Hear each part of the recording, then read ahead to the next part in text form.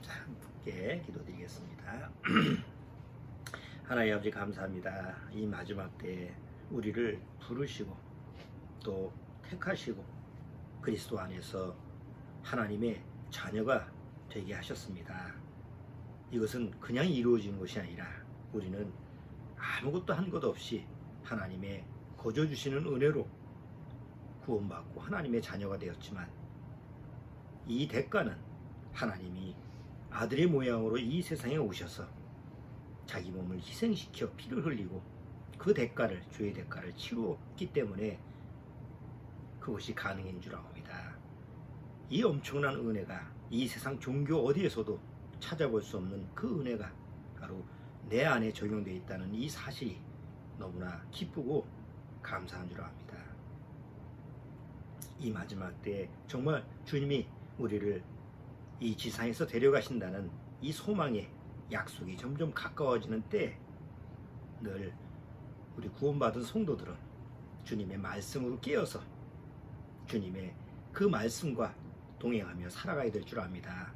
언제 어느 때에서 나를 부르신다 할지라도 낙오되지 않고 정말 기꺼이 주님 앞에 내가 드려질 수 있는 그런 산 제물이 항상 말씀 안에서 이루어질 수 있도록 주님께서 인도하시고 또 구원받은 우리 심령들을 축복해 주옵소서. 예배 첫 시간이 오니 마친 시간까지 주님께서 말씀으로 인도하여 주옵소서. 예수님의 이름으로 기도드리옵나이다. 아멘.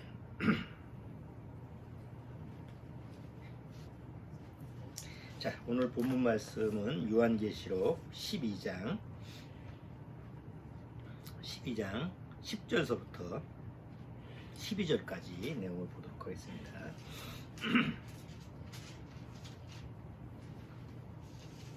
요한계시록 12장 10절서부터 12절까지 자, 같이 한번 읽어보죠. 조금 앞에서부터 읽어볼까요? 7절서부터 천천히 한번 읽어보죠. 하늘에 전쟁이 있으니 미가엘과 그의 사자들이 용으로 더불어 싸울세. 용과 그의 사자들도 싸우나 이기지 못하여 다시 하늘에서 저희 있을 곳을 얻지 못한지라. 큰 용이 내어 쫓기니 이에 뱀 곧 마귀라고도 하고 사단이라고도 하는 온 천하를 꿰는 자라. 땅으로 내어 쫓기니 그의 사자들도 저와 함께 내어 쫓기니라. 내가 또 들으니 하늘에 큰 음성이 있어 가로되 이제 우리 하나님의 구원과 능력과 나라와 또 그의 그리스도의 권세가 이루었으니 우리 형제들을 참소하던 자 곧 우리 하나님 앞에서 밤낮 참소하던 자가 쫓겨났고 또 여러 형제가 어린 양의 피와 자기의 증거하는 말을 인하여 저를 이겼으니 그들은 죽기까지 자기 생명을 아끼지 아니하였도다. 그러므로 하늘과 그 가운데 거하는 자들은 즐거워하라. 그러나 땅과 바다는 화있을진저 이는 마귀가 자기 때가 얼마 못된 줄을 알므로 크게 분내어 너희에게 내려갔음이라 하더라. 자, 여기 요한계시록 12장 이 내용을 보면 사단이 결국 하늘에서 하나님께 쫓겨나서 이 세상에 내려오는 이런 장면이 나타나는데 이 시간적으로 보면 우리의 시간대가 아니죠. 하나님의 시간대에서의 시간 공간을 초월하는 그 지금 우리가 살고 있는 이 시간 개념 안이 아니고 시간 밖에서 이루어지는 그런 상황을 지금 얘기하기 때문에 아마 한순간에 이루어지는 일로 기록되어 있어요. 그러니까 여기서 우리가 하나님 앞에서 하나님이 이루어 가시는 그 역사, 그분의 역사, His Story라는 그분의 역사는 우리 시간대하고 달라요. 우리는 한참 또 마지막 때니까 우리 때는 아니야. 우린 시간 개념으로 그렇게 늦게 생각할 수 있고 아직은 때가 아닌 것 같아. 이렇게 생각할 수도 있는데 오히려 하나님의 정한 시간은 더 빨리 올 수도 있고 또 우리가 예기치 못한 이런 상황에 또 이런 시간에 적용될 수 있다는 사실을 항상 우리는 기억하고 있어야 됩니다. 자, 그런데 오늘은 이제 이 본문 말씀을 왜 인용을 했냐면 이 세상은 거짓된 세상이죠. 근데 거짓된 세상인데 보통 우리가 살아갈 때는 우리 구원을 받은 다음에도 그래도 세상에는 좀 진실이 있어. 세상에는 참이 있어. 뭐 참, 뭐 진리. 세상에서도 그런 얘기를 많이 하잖아요. 그럼 진리를 위해서 또 정의를 위해서 이런 걸 고수를 한다. 이런 문학가나 사상가들도 정의를 위해서 진리를 위해서 뭘 한다. 이런 거 많이 얘기하잖아요. 그러니까 그런 걸 보면 세상에 뭔가 선이 있고 정의가 있고 또 참된 뭐가 있지 않을까? 종교에도 그런 게 있지 않을까? 라고 하는데 성경에서는 딱 한마디로 이 세상은 거짓된 세상이에요. 그리고 그 원인이 누구냐? 거짓의 아비가 바로 사단 마귀인데 사단 마귀가 이 세상을 꿰는 자다. 여기 요한계시록 아까 9절에 보면 큰 용이 내어 쫓기니 옛뱀고 마귀라고도 하고 사단이라고도 하는 온 천하를 꿰는 자라고 하는데 이 꿰는 자는 속이는 자라는 뜻이죠. 속이는 자라는. 그러니까 사단한테 이 세상은 속고 있는 거예요. 그리고 다 그 세상 안에 살고 있는 모든 사람들은 바로 그 거짓된 세상에서 자기가 속고 있는 것조차도 모르고 살아가는 거지. 우리가 학창 시절에 유명한 시 있으면 거기다 메모도 하기도 하고 편지도 쓰기도 하는데 그런 시 중에서 한 번은 들어볼 봄직한 시가 있는데 그게 이제 알렉산드르 푸시킨이라고 하는 시예요. 삶이 그대를 속일지라도 들어는 봤을 거예요. 왜냐하면 이 시가 너무 유명한 시기 때문에. 근데 잠깐 그 내용을 보면 삶이 그대를 속일지라도 슬퍼하거나 노하지 말라. 우울한 날들을 견디면 믿으라. 기쁨의 날이 오리니. 그러니까 우리가 인생 살아가면서 특히 이제 젊은 사람들이 우리 젊었을 때 학창 시절 때 이런 거 시 좋아할 때 참 이게 딱 들어오는 거거든. 왜냐면 우울한 날이 많잖아. 이런 경험을 하게 되면 이 시를 보면 그래 삶이 그대를 속일지라도 슬퍼하거나 노하지 말라. 우울한 날을 견디면 기쁨의 날이 올 거라 믿으라. 기쁨의 날이 올 것이니까. 그러니까 이게 이제 마음에 소망을 주고 위로를 주니까 참 좋은 시다 이렇게 이제 생각을 해서 많이 읽혀지고 지금도 유명한 시예요. 문제는 이 시를 쓴 푸시킨은 그렇게 기쁨의 날로 살았나? 그렇게 행복하게 살았나? 근데 실제로 또 그게 아니에요. 이 푸시킨이라는 이 시인이 그 부인이 굉장히 미인이에요. 아름다워요. 아름답다 보니까 추물이 좀 많아. 그래서 가정부라가 좀 많았어. 뭐 이렇게 자기 아내를 쫓아다니는 그 결혼하고 자기 부인인데도 불구하고 자기 아내를 사모하고 짝사랑하는 그런 문남성들이 많은지 이 푸시킨이 아주 그냥 매일이 우울해. 응? 그리고 결국은 그 중에 자기의 아내를 짝사랑하던 어떤 그 장군인데 그 사람하고 결투를 신청하지. 옛날 결투하잖아. 서로 싸울 때는 그래 우리 정면으로 결투해서 그런 거 벌이잖아요. 그래서 결투를 해서 거기서 다쳐가지고 이틀 만에 죽게 돼요. 굉장히 우울한 사람 아니에요? 그러니까 평생 우울하게 살다가 죽을 때 또 우울하게 죽었는데 그 사람이 시를 보면 우울한 날을 견디면 믿으라. 기쁨의 날이 올 거다. 그 사람이 삶을 보면 기쁨의 날은 오질 않았어. 이것도 거짓말 아니야. 우리나라도 그 유명한 노래 중에 누구지? 김장훈이 누구예요? 그 노래가 세상이 그대를 속일지라도 이런 제목이 있더라고. 노래 가사에. 그럼 세상이 그대를 속일지라도 하고 요점 뭐냐? 내가 당신과 함께 하겠다. 이런 요점인데 내가 죽으면 그것도 거짓말 아니야. 그러니까 세상이라고 하는 게 내가 어떤 희망을 가지고 내가 무슨 꿈을 가지고 뭘 하겠다라고 하는데 그게 이루어진다면 얼마나 좋은 일이겠어요. 내가 바람대로 이루어지는 게 세상이 아니거든. 오죽했으면 왜 바보처럼 살았냐고 그렇게 큰 노래를 지어가지고 난 바보처럼 살았군요. 그렇게 외치겠어. 한때 그 유행이잖아. 나는 바보처럼 살았군요. 바보처럼 살았군요. 내가 원하는 대로 안 사라지니까 그래. 오늘 474장 찬송을 노는데 여기 가사 맨 끝에 보면 이 세상이 죄악된 일이 많고 참 죽을 일 쌓였구나. 정말 이 가사 잘 썼다고 생각해요. 세상에 대해서 너무 아주 그냥 딱 일목요연하게 딱 요점은 딱 쓴 것 같아. 이 세상에는 참 죽을 일만 쌓였어. 근데 세상 사람들은 자꾸 무슨 생각을 해? 죽을 일이 아니라 살 일만, 뭐 조금만 참으면 뭐 평안이 오겠지, 조금만 견디면 또 이렇게 좋은 날도 오겠지, 이런 희망적인 생각을 품고 살아가고 싶잖아, 사람 마음이. 근데 여태까지 인간의 역사, 세상의 역사 보면 그렇게 되질 않죠. 계속 우울한 역사에, 뭐 이 세상 역사가 다 전쟁의 역사니까. 자, 이제 코로나19가 올해 2020년 왔어요. 지금 벌써 6개월이요. 6월달이요. 사람들이 점점 지쳐갔어. 경제도 다 파탄 나고 그래서, 야, 지금 죽게 생겼는데 그 지금 뭐 거리두기가 문제야. 다시 뭐 유럽이나 이런 데는 다시 상점도 문을 열고 뭐 그렇게 다시 원점으로 돌아가서 그것 때문에 난리죠. 또 2차 대유행이 되는 거 아니냐. 여전히 계속 우울해요. 그렇지만 사람들 마음속에서는, 정치인들도 계속 나와서 뭐해, 조금만 참으면 푸시킨 그 시처럼 조금만 참아라, 믿으라, 기쁨의 날이 오지 않겠냐. 전문가들도 조금만 참아라, 뭐 좀 낫지 않겠느냐. 그러나 과연 그렇게 그런 날이 올까요? 사람들이 생각하는 것처럼 그렇게 좋은 날이 올까?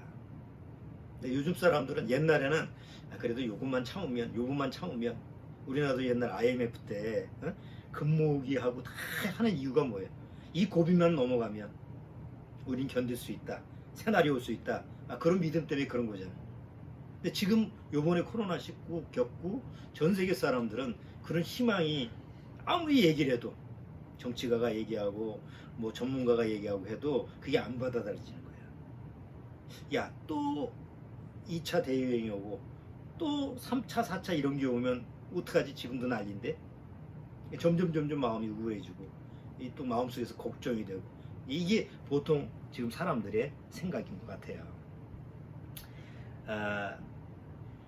우리가 성경을 통해서, 성경에서 얘기하는 것은 하나죠. 오늘 요한계시록 그 12장에도 기록된 것처럼 이 세상은 하나님의 심판으로 결국 멸망당한다. 희망이라는 게 없어. 이 세상은 소망이라는 게 없어. 그러니까 기독교인들을 개독교라고 하고 왜? 세상을 긍정적으로 얘기하지 않고 부정적으로 얘기하고 망한다고 얘기하니까, 세상에 속한 사람들 입장에서는 저런 무슨 세상이 멀쩡하고 잘만 지금 살아가고 있구만, 미쳤구만, 이렇게 생각하는 거예요. 근데 우리가 주장하는 게 아니잖아요.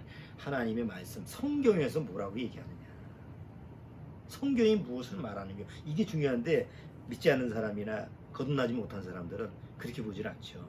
근데 구원받은 사람들은 항상 초점이 어디예요? 성경이 무엇을 말하느냐. 아니, 사람이 무엇을 말하느냐, 유명한 사람이 뭘 얘기했느냐, 뭐 아무개 목사가 뭘 얘기했느냐, 아무개 뭐 교황이 뭘 얘기해, 이게 그건 다 거짓말일 수 있어요. 성경이 무엇을 말하느냐, 하나님의 말씀이 무엇을 말하느냐, 이게 요점이 돼야 되고 가장 믿는 중심이 돼야 돼. 자, 하나님은 성경을 통해서 이 세상은 하나님의 심판으로 멸망한다. 그리고 그때가 언제냐, 뭐 날짜와 시, 뭐 연한 이런 거는 없지만 하나님이 정해놨죠. 이 세상은 하나님의 심판으로 멸망당할 거다. 그래서 철로역정에서는 뭐라 그래? 장망성, 장차 망할 세상, 딱 정해놓은 거예요. 그 이유가 뭐야? 바로 오늘 요한계시록 12장에 기록된 것처럼 사단 마귀가 이 세상을 내려와서 이 세상 천하를 다 거짓말로 속이고, 그리고 결국은 이 세상을 완전히 악으로, 죄악으로 들끓게 한 장본인이 사단이기 때문에 사단 마귀를 멸하면서 이 세상도 같이 멸해버리는 거예요. 그게 성경에서 얘기하는 가장 핵심적인 얘기죠. 자, 그러면 그게 끝이 아니잖아, 성경은. 그러니까 뭘 받으라? 너희는 그 장망성에서 나와서 구원을 받으라. 하나님이 구원의 길을 열어놨으니까 구원받으라 라고 하는 것이 성경의 가장 중요한 핵심 얘기예요. 자, 우리가 성경을 통해서 보면 한 번 이 세상을 하나님이 그 죄의 그 인간들을 심판한 적이 있죠. 바로 그게 노아의 홍수죠. 노아의 홍수로 모든 세상이 물에 잠겼어요. 그때 살아난 사람은 8명 뿐이에요. 뭐 성경학자들이 그냥 나름대로 인구가 얼마 만에 불어나느냐, 기하급수적으로 인구가 불어나는데, 지금 예수님 당시에 그때 인구가 한 5억에서 6억 정도라고 그러더라고. 인구 통계에서. 그러니까 예수님 당시에 지금서부터 2000년 전에 5억 정도, 5, 6억 정도인데 지금 2000년이 지나서 얼마가 된 거야. 지금 거의 78억 됐으니까 80억 정도 됐으니까 그걸 이제 종합적으로 요새 데이터를 넣어서 계산을 해본 거야. 그 인구가 시간이 흘러가면서 이렇게 인구가 불어나가면 얼마나 기간인 동안에 사람의 숫자가 늘어나느냐, 이걸 계산해서 노아의 당시에도 그 인구를 아담 때서부터 인구를 이렇게 쭉 연도별로 이렇게 계산을 해보니까 대략 한 90억 정도가 되지 않겠냐. 에이, 그거 뭐 통계상 너무 많은 거 아니에요? 그럼 9억으로 해봅시다. 그냥 잘라서 9억. 그것도 많아? 그럼 한 9천만 명, 한 1억도 안 된다고 생각해봐요. 그럼 노아의 홍수 때 1억도 안 된다고, 우리가 1억밖에 안 된다고 해더라도 거기서 물의 심판에서 구원받은 사람 딱 8명이야. 한번 1억 대 8명 생각해봐요. 그게 비교할 수 있는 숫자인가. 그 당시에 그 엄청난 많은 사람 중에서 고작 구원받은 사람 딱 8명 뿐이야. 노아 7 식구. 그러면 마지막 불의 심판 때는 얼마나 구원받을까? 그리 이렇게 많지 않다고 봐요. 보통 기독교인들이 생각할 때는 여전히 세상적인 어떤 그 사단이 넣어준 그냥 사상이지, 그 인본주의 사상이 들어가서, 그래 하나님은 사랑의 하나님이니까 많은 사람이 구원받을 거야. 적어도 기독교인들은 다 구원받지 않을까? 뭐 철 모르는 애들은 다 구원받지 않을까? 다 인본주의 사상이에요.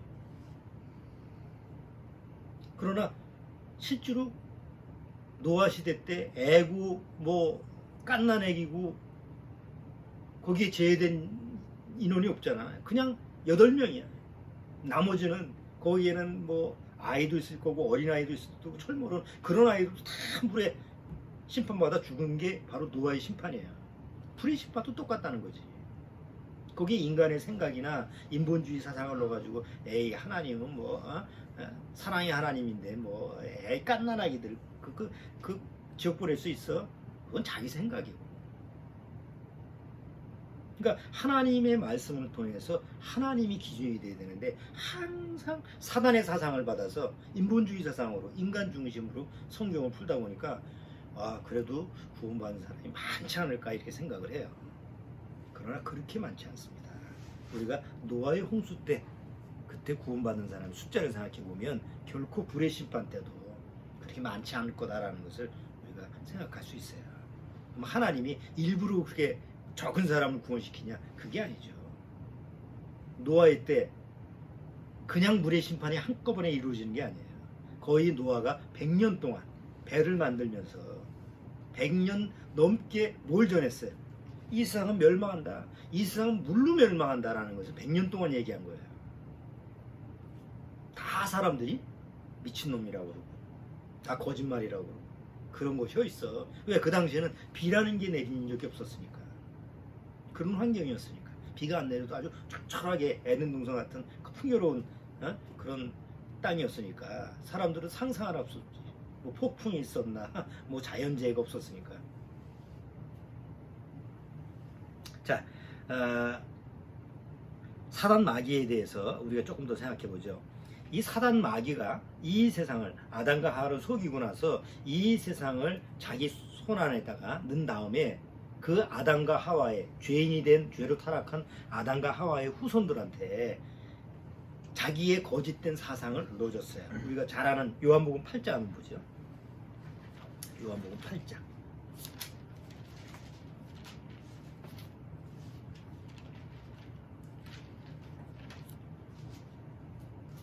요한복음 8장 44절.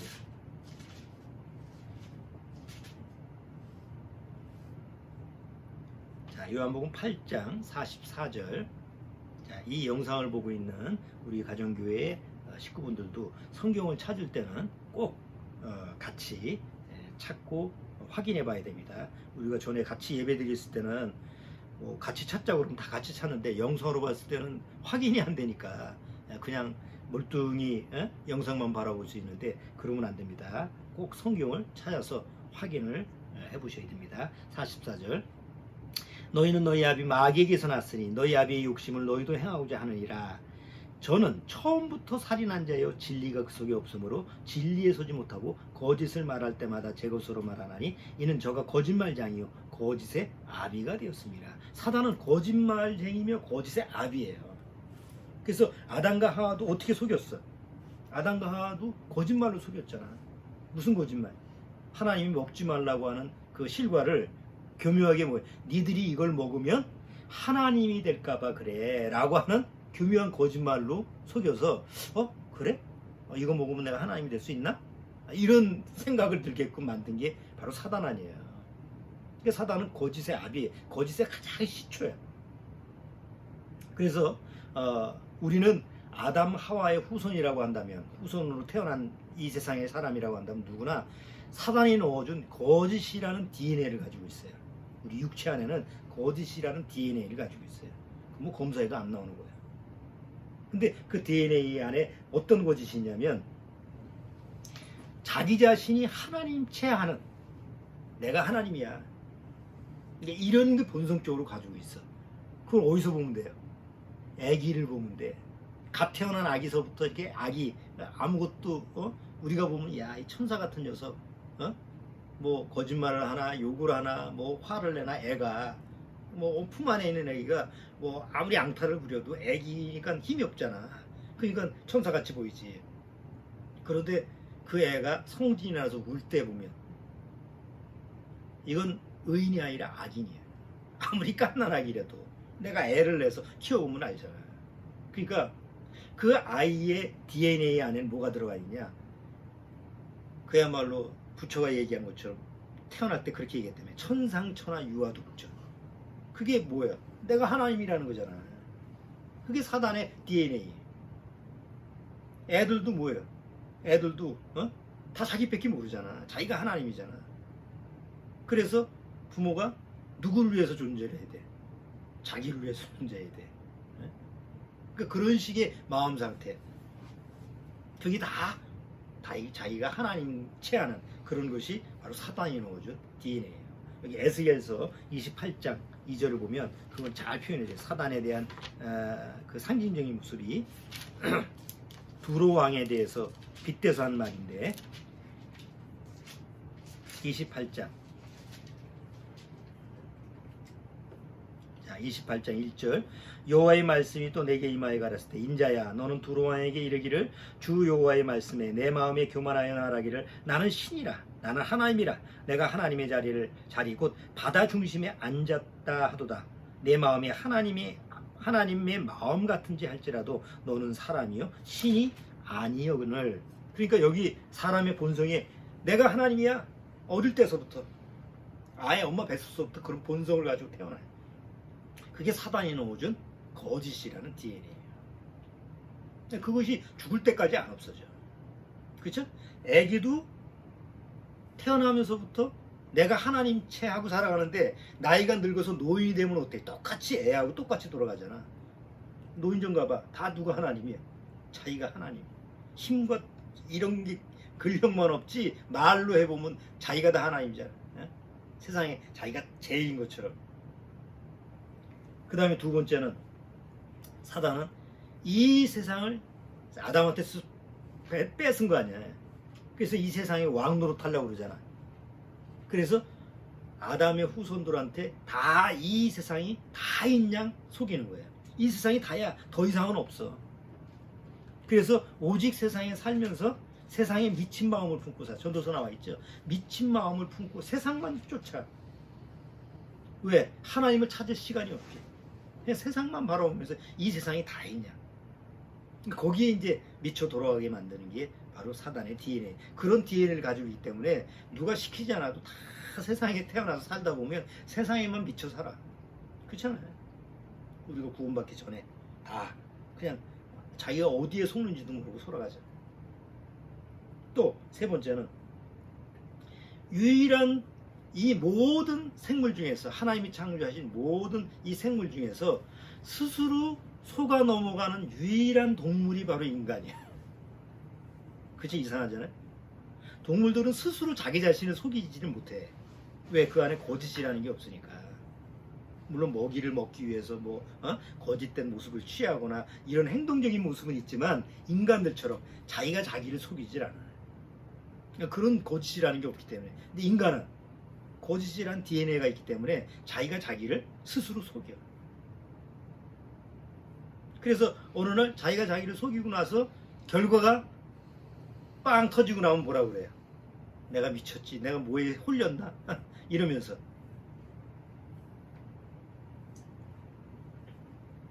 하나님도 그래서 마음속에서 하나님을 믿고 싶은 마음이 들었을 때 그 안에 하나님이 이런 하나님이었으면 좋겠다, 저런 하나님이었으면 좋겠다라는 생각에 맞춰서 뭘 만들면 돼요? 하나님을 만드는 거예요. 그게 스스로 속이는 거잖아요. 동물들은 자기를 위해서 신을 만드는 동물은 없잖아요.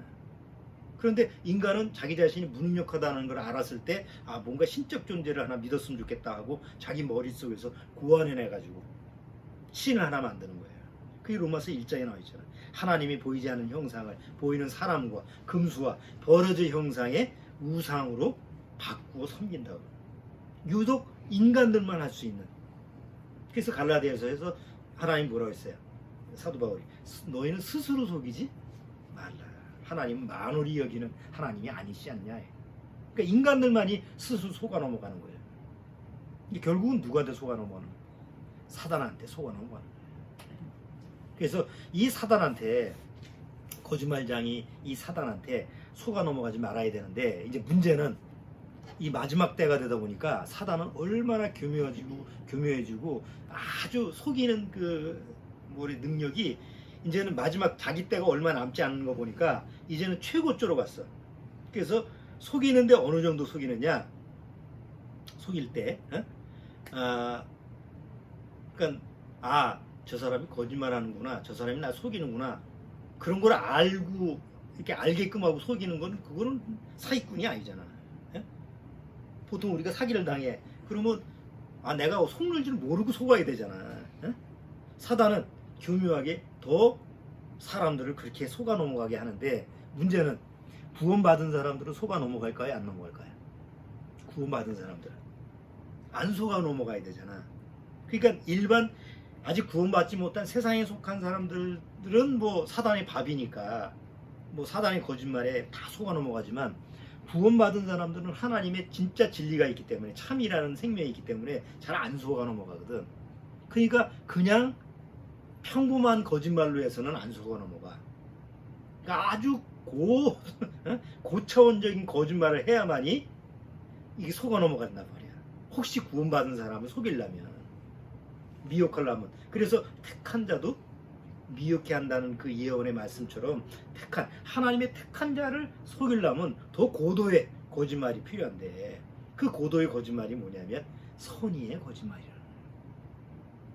나를 위한다라는 쪽에, 고기의 각도에 맞춰서 이건 정말 나를 위하는 말이구나, 이게 나를 해를 끼치는 말이 아니구나, 이런 말을 해서 결국 그것도 거짓말인데 결국 속아 넘어가게 하는 거, 하나님 말씀에 결국 떨어져 나가게 하는 거, 그것이 사단의 고도의 지금 거짓말인데, 지금 이제 이 마지막 때 사단은 그런 식으로 구원받은 사람도 이렇게 미혹해 할 수 있다는 거예요. 그래서 그 대표적인 예가 열왕기상 13장에 보면 좀 이상한 얘기가 나와. 열왕기상 13장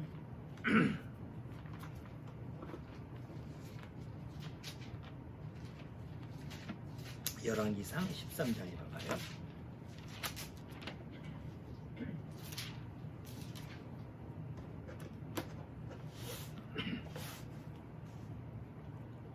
열왕기상 13장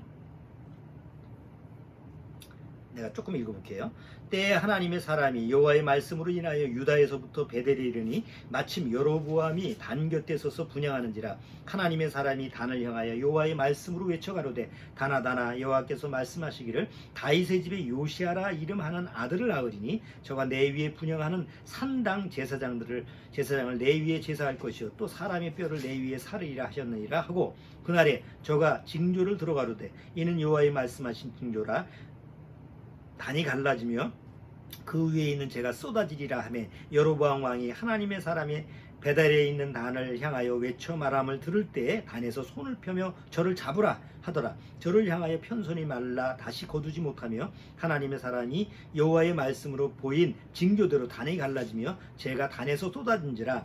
왕이 하나님의 사람에게 말하여 가로되 청컨대 너는 나를 위하여 내 하나님 여호와께 은혜를 구하여 내 손으로 다시 성하게 기도하라.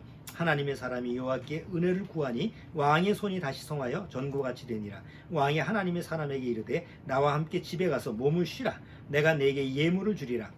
하나님의 사람이 왕께 대답하되 왕께서 왕의 집 절반을 내게 준다 할지라도 나는 왕과 함께 들어가지도 아니하고 이곳에서는 떡도 먹지 아니하고 물도 마시지 아니하리니 이는 곧 여호와의 말씀이 내게 명하여 이르시기를 떡도 먹지 말고 물도 마시지 말고 왔던 길로 돌아가지도 말라 하셨음이니이다 하고 이에 다른 길로 가고 자기가 베델에 오던 길로 쫓아 돌아가지 아니하니라.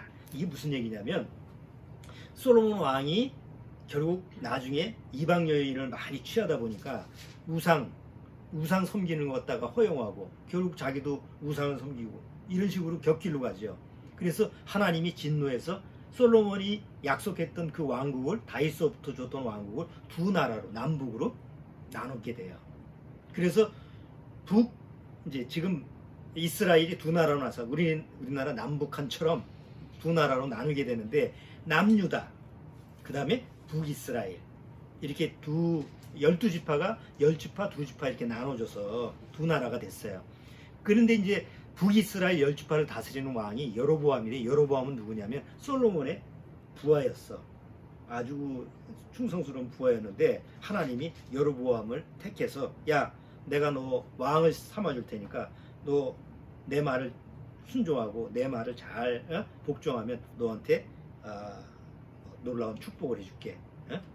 정말 놀라운 기회잖아. 여로보암한테는. 아니 세상에 뭐 갑자기 이렇게 하나님이 주시는 이런 기회를 받는다는 게 상상도 누구도 그런 기회를 잡을 수가 없잖아요.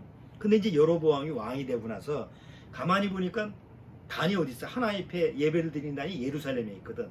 솔로몬 그 아들 르호보암이 다스리는 그 남유다에 하나님의 예배 장소가 있으니까 가만히 생각해 보니까 자기한테 준 10지파 백성들이 하나님 앞에 예배 드리러 예루살렘에 가다가 다 그 르호보암 왕한테 다 뺏길 것 같아. 남유다 그한테. 그래서 아이디어를 낸 게 뭐냐면 북이스라엘 땅에 있는 베델과 단에다가 금송아지로 우상을 만들고 이것이 너희를 애굽에서 인도한 신이다라고 해가지고 이게 언제 일어났던 사건이야. 옛날 이집트에서 이스라엘 민족이 나왔다가 모세가 하나님 말씀을 받았을 때 모세가 안 내리고 오니까 이스라엘 백성들이 금송아지를 만들어 놓고 그게 하나님이다라고 한번 한 적이 있잖아. 그걸 똑같이 재현한 거예요. 그러니까 하나님이 주신 기회를 갖다가 여로보암은 굴러들어오는 호박을 그냥 발로 찬 거지. 그래서 하나님이 유다에 있는 남유다에 있는 선자를 대언자를 보내서 이제 여로보암한테 하나님의 심판은 너한테 심판을 하겠다 하는 얘기를 지금 하는 중이야. 근데 하나님이 그 선지한테 대언자한테 뭐라고 했느냐면 가서 그 집에서 초청을 하면 유하지도 말고 빵을 주면 먹지도 말고 물 주면 마시지도 말고 아무것도 하지 말고 내 말만 전하고 바로 와라 라는 말씀을 했기 때문에 왕하고 만나서 하나님이 지시하는 말씀만 하고 돌아오는 거예요. 왕이 그러지 말고 예물도 주고 먹을 것도 주고 좀 유하라라고 하니까 하나님이 그러지 말라고 했으니까 난 간다. 그래서 이제 떠난 거예요. 자 이제 그 뒤에 이제 내용이 이제 시간이 많이 가니까 내가 말로 이제 설명할게요. 그 북이스라엘에 또 늙은 대언자가 한 사람 있었어. 근데 이 늙은 왜 하나님은 북이스라엘에도 대언자가 있었는데 굳이 남유다에 있는 대언자를 보냈을까? 물론 이 늙은 대언자가 거짓 대언자일 수도 있고 아니면 더 이상 하나님의 도구 쓰임을 못 받는 이런 사람일 수도 있고. 근데 어쨌든 그 늙은 대언자가 하나 있었는데, 그 유다에 있는 하나님 보내신 대언자가 와서 왕을 만나가지고 북이스라엘이 저 왕이 멸망당하고 또 그 집안이 다 망하고 하나님이 이렇게 예언을 했다, 이런 얘기를 들은 거야. 근데 자기한테 직접 하나님이 말씀하신 게 아니니까 이 늙은 대언자 입장에서는 그게 진짜 하나님이 보내시는 대언자인지 확인하고 싶은 거예요. 그리고 하나님이 그렇게 말씀하신 그 여로보암 왕한테 한 말이 정말 하나님이 하신 말씀인지 확인하고 싶은 거예요. 대언자라고 하면 그렇지 않겠어요? 그래서 이제 쫓아가가지고 이 하나님이 보내신 대언자가 가는 길에 가서 쫓아가서, 아, 나도 대언자라고, 그 하나님이 보내셨다며요. 나도 대언자 같은, 요즘 말하면 같은 목사입니다. 그러면 그러세요? 나도 목사인데 하고 또 같은 이유로 이렇게 얘기를 하듯이, 같은 눈곱으로 생각하듯이, 나도 대언자인데 하나님이 보내신다고 그래서 내가 이 전체 얘기 들었으니까 내가 더 얘기를 듣고 싶으니까 우리 집에 가서 좀 잠시 쉬었다가 빵도 먹고 물도 먹고 이렇게 가세요. 이렇게 하니까 하나님이 그러시지 말라고 그랬습니다. 갑니다. 그러니까 이 늙은 대언자가 이제 거짓말을 한 거야. 물론 그 입장에서는 선의의 거짓말이겠지. 아니, 그러지 말고 하나님이 나한테 천사를 보내서 나한테 말씀을 하시더라. 하나님 보낸 대언자가 오는데 내 집에 모셔가지고 빵도 먹고 참 쉬게 해서 잘 대접해서 보내라. 그래서 나한테 지시가 왔으니까 걱정하지 말고 가라. 그러니까 이 하나님 보내신 대언자가 같은 생각으로 한 거야. 하나님이 보내신, 하나님이 또 택하신 대언자를 통해서 또 그렇게 하시는가 보다 해서 홀값 넘어가가지고 간 거야. 그 집에서 빵도 먹고 물도 마시고 그러는데 하나님이 갑자기 늙은 대언자의 입을 통해서 내가 너한테 말을 전해서 빵을 먹지도 말고 마시지도 말고 어디서 유하지도 말고 돌아가지도 말고 바로 오라고 그랬는데 왜 내 말을 어겼느냐, 너는 길에서 죽을 거다라고 하는 것을 늙은 대언자의 입을 통해서 말을 한 거지. 그래서 또 황급히 이제 또 나와서 결국 길에서 사자를 만나서 죽어요. 그러니까 늙은 대언자가 나중에 그 얘기를 듣고 대성통곡을 하고, 그렇잖아. 자기 때문에, 자기가 그래도 선의의 거짓말이지만 어쨌든 거짓말이었으니까. 그래서 그 하나님 보내신 대언자가 죽었음을 듣고 나중에 나도 죽으면 그 대언자의 묘에다가 같이 묻어달라라고 하는 얘기로 이제 열왕기상 13장이 끝나요. 그래서 보통 성경 얘기, 이런 설교 이렇게 얘기할 때 이상한 이야기라고 하고 설교를 해. 뭐가 이상한 얘기야? 그러니까 여기서도 사단이 주는 거짓된 DNA 사상으로 보기 때문에 그런 거예요. 아니, 하나님 보신 대언자는 잘못한 게 없지 않습니까? 뭐 늙은 대언자가 거짓말을 했는데 그럼 나라도 꾹박 속아 넘어가지. 하나님이 천사를 보내서 얘기를 했다는데, 뭐 그 사람이 뭐가 잘못 있는데 길에 가다 사자로 잡혀 죽게 해요. 너무하신 거 아니야? 이런 식으로 문제를 또 하나님한테 돌리려고 하는 이런 마음을 가지게끔 하는데, 이거는 뭔가 그렇게 보는 사람들의 마음 속에서 뭐가 여전히 들어가 있는 거예요. 사단의 DNA가, 거짓된 DNA가 있어서 그래요. 여전히 하나님의 시각에서 보질 않고 인간적인 시각에서 보기 때문에 그래요. 만약에 그 하나님이 보내신 그 유다에서 온 대언자가 하나님의 말씀에 딱 붙어 있다고 한다면, 100% 붙어 있다고 한다면 누구한테 물어봐야 돼? 하나님한테 물어봐야지. 하나님이 자기한테 직접 계시한 거잖아. 그러니까 하나님이 여기 대언자한테 보냈는데 갈까요 말까요 물어보든지, 아니면 마음속에서 전에도 하나님이 나한테 얘기했다면 계속 자기한테 얘기해야지 왜 엉뚱한 사람한테 얘기를 하냐고. 이건 아니다, 이렇게 생각을 해야 되는데, 내가 내 경험을 비춰서 보면 한번 속아 넘어갈 때는 싹 아무것도 안 보이더라고. 사기를 당하거나 뭐 이렇게 뭐지 또 뭐야 뭐 저러 와가지고 보이스피싱 이런 걸 당하는 거 보면 아무 생각도 없어. 뭐 이성이나 뭐 이런 게 없어. 그냥 속아 넘어가. 그러니까 이 유다 선지자도 아무 생각이 없는 거예요. 그때는 그런가 보다. 그리고 이제 죽은 거예요. 그러면 누구한테 잘못이 있는 거야? 하나님한테 잘못이 있는 거야. 바로 이 하나님 말씀을 받은 유다에서 온 선자가 잘못한 거예요. 이 유다에서 온 대언자가 하여튼 하나님의 말씀을 이렇게 받았다 하면 기승전결 하나님으로 끝나야 돼. 이게 원칙이에요. 근데 우리는 구원받았다고 하면서 하나님 말씀에 대할 때는 항상 기승전결 하나님으로 안 끝나. 그래서 문제가 생기는 거예요. 탈이 나는 이유가 하나님으로 시작하면 하나님으로 끝나야지. 말씀을 받았으면 하나님의 말씀으로 그것이 끝나야 되는데 하나님의 말씀으로 받고 목사의 말로 끝나고 하나님의 말씀으로 받고 또 사람의 생각으로 끝나고 그러니까 결과가 안 좋지. 이 유다의 그 선자도 똑같은 얘기예요. 그러니까 원인은 이건 뭐 늙은 선자의 거짓말 뭐 이 문제가 아니고 어떤 거짓말이든 참말이든 하나님의 말씀에서 나오지 않는 거라고 한다면 그것은 다 거짓말이다. 이걸 우리가 명심을 해야 돼요. 하나님의 말씀은 본복이 될까요, 안 될 거야? 이 세상 말은 다 본복이 돼요. 이 세상은 진리라는 게 그래서 없는 거야. 옛날에 진리라고 했던 것도 지금 시대가 지나면 뭐예요? 아니구나, 바뀌잖아. 아무리 유명한 사람이 하는 말도 시대가 지나고 세대가 지나면 그게 그때 당시에는 적용됐어도 지금은 적용이 안 되는 말이잖아. 예를 들어서 공자왈, 맹자왈, 옛날 시대에는 그 당시에는 정말 진리였지만 공자왈, 맹자왈이 지금은 재해석을 해야 된다고. 시대가 안 맞으니까. 근데 하나님의 말씀은 2000년 전이나 뭐 4000년 전이나 노아 때 했던 그 말이나 지금 했던 말이나 본복이 될 수가 없어요. 또 하나님 말씀은 취소가 없어. 사람 말은 내가 누구한테 얘기를 했는데 내가 좀 잘못한 것 같아. 그럼 취소. 가끔 정치인들이 나가서 뭐 한참 뭐 얘기하다가 나중에 가서 취소해버리잖아. 약속 취소 많죠.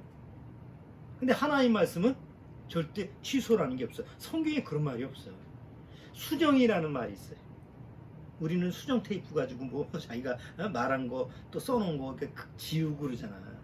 그래서 위조도 하고 그러잖아. 하나님 말씀 수정이 되면 안 돼. 변개 단어를 약간 바꿔치기 한다든가 아니면 이렇게 해서 내용을 변질시킬 수 있어요? 하나님 말씀은 그럴 수가 없어. 근데 요즘 기독교에서 보는 성경책 서점에 보면 기독교 서점에 보면 하나님 말씀 자체를 갖다가 변질시키는 그런 문장으로 바꾼 거. 쉽게 쓴다고 하지만 사실은 의미 자체가 없는 거. 말씀을 이건 예를 들어서 뭐 다이제스트 성경 이거는 못 믿을 건 다 빼. 뭐 무리로 걸어갔다는 거, 뭐 죽은 자 살렸다 이런 거는 상식적으로 안 받아들이니까 그건 빼. 윤리 도덕적인 것만 넣어놔. 이런 식의 변개하거나 또 하나님 말씀은 예외가 있어요, 없어요? 예외가 없어. 거듭나지 못하면 다 지옥 가. 그러면 예외가 없어. 그건 갓난아기도 마찬가지야. 이 갓난아기도 불쌍하지 않습니까? 그러니까 부흥시켜줘야죠. 그럼 노아 때는 왜 갓난아기들은 방주에 안 태웠어?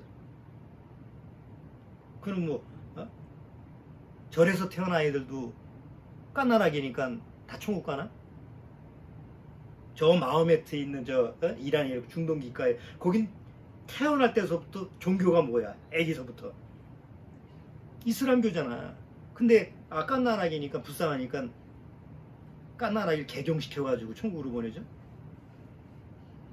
상식적으로 말도 안 되는 얘기인데 인본적인 생각으로 불쌍하니까 갓난아기가 뭘 알겠어. 죄도 없는 것들이.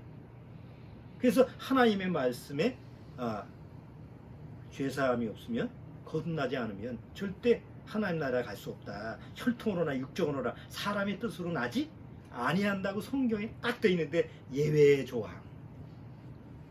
예외 조항에서 가론 누구예요? 지금 유다에서 온 하나님 보낸 선자가 망하게 된 거 아니야. 그렇지. 하나님 말씀이 저 늙은 선자한테도 임할 수 있구나. 자기 생각에. 하나님의 말씀은 오류가 없어요. 오차가 없어. 그래서 어느 날 구원받고 성경을 보면 안 믿을 재간이 없는 거예요. 왜냐하면 세상 어떤 종교, 어떤 철학, 세상에 어떤 세상 말은 나중에 가면 조금이라도 오차가 있거든. 오점이 있거든. 근데 성경은 아무리 봐도 오점이 없고 오차가 없고 뭐 변개가 없고 처음부터 끝까지 일정하고 믿거나 말거나지만 믿는 사람은 믿을 수밖에 없고 못 믿는 사람은 못 믿을 수밖에 없는 게 성경이에요. 그래서 하나님의 말씀은 기승전결 뭐라고? 하나님의 말씀으로 끝나야 되는 거예요. 자, 그런데 이제 내가 하고 싶은 얘기는 요즘 이 마지막 때, 진짜 마지막 때가 되다 보니까 기독교도 옳은 설교를 하고 참 복음을 전하고 참 구원을 전하고 우리가 들어도 똑같은 복음이야, 똑같은 죄사함이야, 똑같은 영생이야, 똑같은 뭐 천국 얘기야, 똑같은 얘기를 하니까 사람들은 다 어떻게 생각해요? 아, 우리하고 똑같은 얘기를 하니까 똑같이 구원이겠구나라고 생각을 하게끔 만들더라는 거예요, 요즘은. 근데 똑같다고 해서 다 똑같은 게 아니야.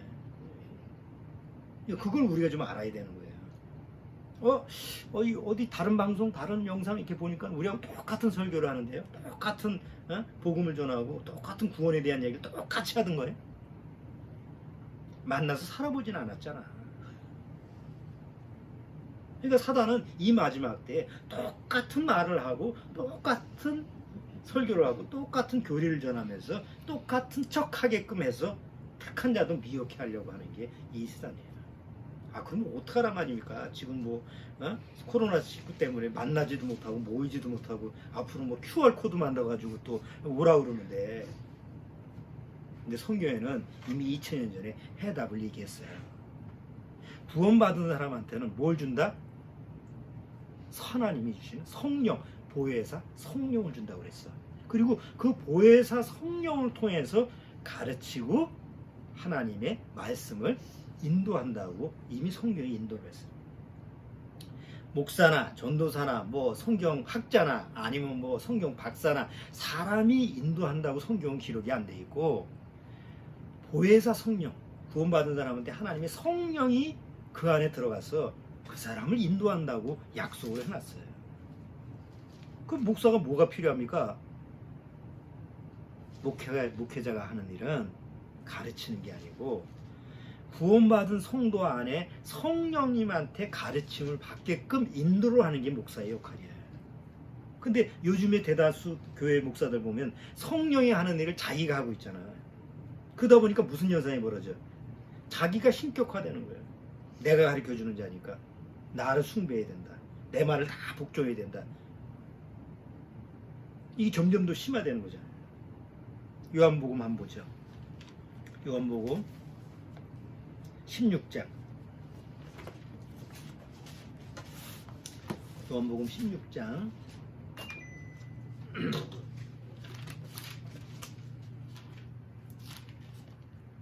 자, 요한복음 16장 13절.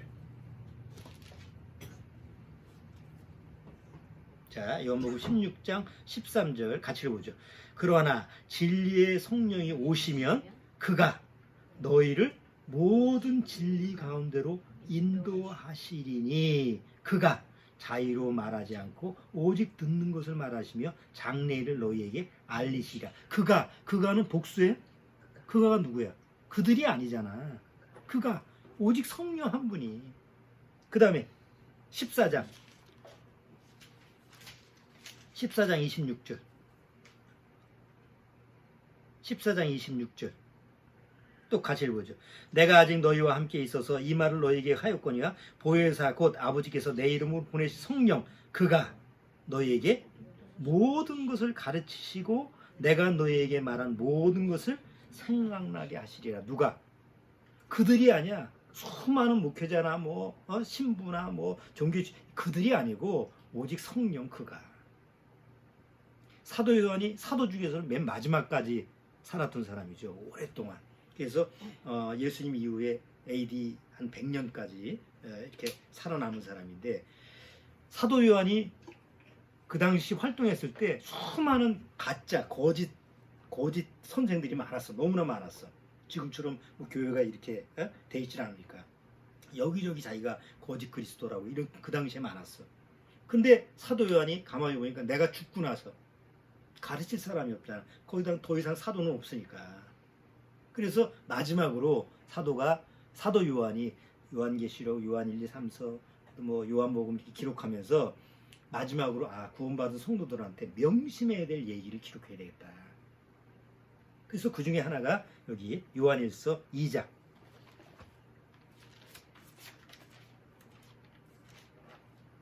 요한일서 2장.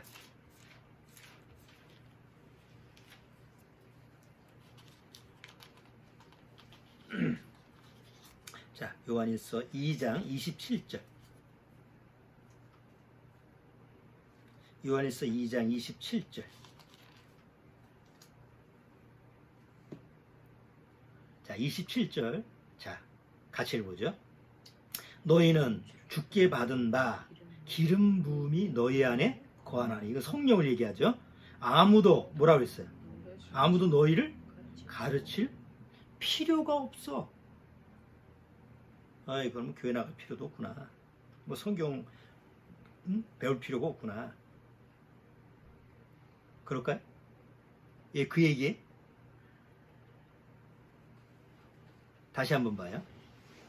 아무도 너희를 가르칠 필요가 없고 오직 그의 기름 부음이 모든 것을 너희에게 가르치며 또 참되고 거짓이 없으니 너희를 가지시는 그대로 주 안에서 거하라. 그러니까 성령님이 내 안에 모든 걸 가르치시고 모든 것을 인도하시는데 어디 안에 거하라? 주 안에 거하라는 거지. 그럼 주 안이 어디예요? 주 안이. 주님 안이 어디? 주님이 우리 신약 시대에 보면 원리가 주님이 어디에 있어요? 주님은 교회의 머리가 되고 구원받은 성도들은 뭐가 되는 거예요? 주님의 머리에 몸이 돼서 이루는 게 교회의 원리잖아. 그러니까 주님 안에 있다라는 것은 주님이 몸 대신 머리가 대신 교회 안에 내가 소속이 돼 있고 그 교회 안에 소속된 내 삶 속에서 성령님은 내 안에서 나를 가르치시고 나를 인도하신다는 거지. 그러면 그 교회 안에는 뭐도 있어요? 목회자도 있고 전도사도 있고 뭐 교사도 있고 뭐 여러 지체가 있잖아. 그럼 그들은 뭐 하는 거예요? 성령님처럼 나를 가르치는 자가 아니고 그 성령님의 가르침을 받는 그 부분에 돕는 것을 서로 돕는 역할이라는 거예요. 성령님이 나를 가르치시는데 내가 좀 성경에 대해서 잘 이해를 못하고 납득을 못하고 그러면 먼저 내가 가르침을 받은 목사나 하나님의 특별한 그런 능력을 가진 달란트를 가진 사람들이 옆에 서포트를 해서 성령님이 잘 그를 도울 수 있게끔 이게 돕는 역할을 하는 거라는 거지. 그러니까 주도권을 잡을 필요가 없잖아. 내가 목사니까 여러분을 가르치는 자고 내가 없으면 여러분들은 아무것도 아닙니다. 이게 아니잖아요. 그런데 요즘의 교회들은 점점 누가 신격화됐어요? 목사가 신격화되는 거예요. 그리고 사람들은 그 목사가 신인 것처럼 하나인 것처럼 뭐 하라면 간이고 쓰리고 다 주고 몸까지 줘. 세상에. 그게 다 사단의 거짓말에 속는 거예요. 그러나 정말 구원받은 성도라고 한다면 골로새서에 뭐라고 했어요? 사람을 의지하지 말라. 사람의 가르침을 받지 말라고 돼 있잖아요. 성경에는. 오면이 골로새서에 그렇게 기록돼요. 오직 하나님의 말씀에 나를 고정시켜서 하나님의 성령의 가르치심을 받는 거예요. 성령의 가르치심을 받으려면 가장 기본이 뭐예요? 성경을 읽어야지. 내가 성경을 읽어야지 성령님이 내 안에 있는 성령님이 그 말씀에 대해서 해석을 하고 가르치시지. 성경을 읽지 않는 다음에 또 설교를 듣지 않는데 뭐 어떻게 가만히 있는데 성령님이 내 안에서 가르치시나? 학교에 가도 선생님이 교과서를 가지고 가르치잖아. 가르침을 받는 사람이 기본적인 자세가 있어야 되잖아. 자, 오늘 그래서 이 사단의 거짓된 이 세상에서 정말 이제 마지막 때 사단은 더더욱 선의의 거짓말, 아주 고차원적인 거짓말을 통해서도 정말 구원받은 택한 자도 미혹해 하려고 하는 이런 요소를 가지고 있다는 것을 우리가 명심하고 정말 내가 하나님의 말씀으로 시작했다고 한다면 마지막까지 하나님의 말씀 안에서 마무리가 되겠다라는 이런 기본 자세를 가지고 늘 성경을 읽고 또 이런 관한 정말 하나님의 말씀에 대해서 늘 설교를 듣고 마음에서 묵상하는 이런 시간을 늘 가져야 되는 걸로 합니다. 오늘은 오늘 요한계시록 12장에 나와 있는 이 세상을 거짓된 사단의 세상에서 어떻게 우리가 진리를 가지고 지혜롭게 살아갈 수 있느냐라는 그런 지혜를 한번 생각해 봤습니다. 기도하겠습니다. 하나님 아버지 감사합니다. 아무쪼록 이 마지막 때 이 거짓된 세상에서 정말 하나님의 말씀으로 살아남을 수 있는 지식과 지혜와 명철을 항상 말씀 안에서 허락해 주옵소서. 이 방송을 보고 있는, 이 영상을 보고 있는 우리 가정교회 식구들, 정말 특히 구원받은 우리 식구들, 정말 하나님 말씀을 통해서 모임을 중요하게 여기고 말씀을 듣는 그 귀한 시간, 가정 예배를 드리는 그 귀한 시간을 하나님 앞에서 특별하게 귀하게 여길 수 있는 그런 마음을 허락해 주옵소서. 예수님의 이름으로 기도드리옵나이다. 아멘.